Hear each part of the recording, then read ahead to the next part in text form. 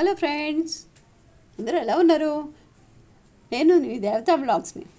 ఈరోజు మనం చేసుకోబోతున్న ఎంతో రుచికరమైన ఎంతో హెల్దీ అయిన జొన్న రొట్టెల చపాతి. ఇది కొంతమందికి బాగా వస్తాయి, ఇంకొంతమందికి బాగా రావు. ఎంతో ఈజీగా చెప్తున్నాను ఈరోజు నేను మీకు. హెల్దీ అయిన ఈ జొన్న చపాతి చాలా ఈజీగా చిన్నపిల్లలు సైతం చేయొచ్చు. మూడు స్పూన్ల గోధుమ పిండి, 6 స్పూన్ల జొన్నపిండి, ఉప్పు, నూనె. ఒక బౌల్ తీసుకొని ఆ బౌల్లోకి గోధుమ పిండి, జొన్నపిండి, ఉప్పు,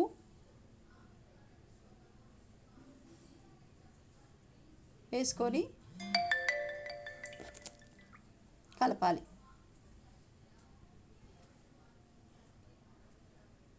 చపాతీ ముద్దలా చేసుకోవాలి. ఈ జొన్నపిండి చాలా హెల్తీగా ఉంటుంది, ఆరోగ్యానికి మంచిది. చిన్నపిల్లలకి బాక్సుల్లో కూడా పెట్టచ్చు.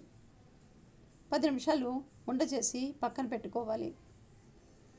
ఈ చపాతీ ముద్దని ఉండలుగా చేసుకొని పక్కన పెట్టుకొని ఈరోజు చేసిన చపాతీలు రేపటి వరకు ఉంటాయి, మెత్తగా కూడా ఉంటాయండోయ్. ఇప్పుడు ఒక్కొక్క ముద్దని చక్కగా ఒత్తుకోవాలి. చపాతీ చూసారా ఎంత చక్కగా ఉందో? ఆ రోటీ మేట్ని నేను మీషోలో కొన్నానండి. చాలా సాఫ్ట్గా వస్తుంది. బాగా మెత్తగా ఒత్తుకోవాలి. 4 వైపులా గట్టిగా ఒత్తితే అంటికిపోతుందండి మ్యాట్కి. స్మూత్గా ఒత్తుకోవాలి. ఈ ఒత్తుకున్నవి పెనం మీద వేసుకొని కాల్చుకోవాలి. నూనె లేకుండా కాల్చుకోవచ్చండి. ఈరోజు చేసిన చపాతీలు రేపు ఉదయం వరకు మెత్తగా ఉంటాయండి.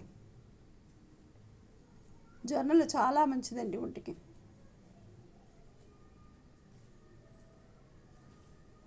మనం ఎక్కువసేపు కానీ పిండి కలుపుకొని ఉంచుకున్నట్టయితే పొంగుతాయండి.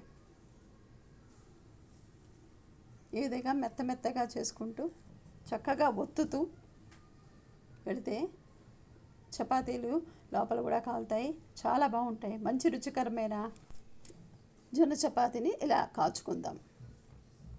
ఇప్పుడు ఇవి చూడండి ఎంతో మెత్తగా ఉన్నాయి. ఇలాగా చింపి వెంటనే ఎంత మెత్తగా ఉంటాయో చూసారా? ఈ చపాతీని పప్పులో కానీ కూరలో కానీ పెట్టుకొని తినచ్చు. ఈ పొన్నగంటాకు పప్పు నిన్న వీడియోలో పెట్టానండి, ఎవరికైనా కావాల్సినట్టయితే చూసుకోవచ్చండి. లైక్ చేయండి, సబ్స్క్రైబ్ చేయండి, ఆ పక్కన గంట సింబల్ నొక్కండి.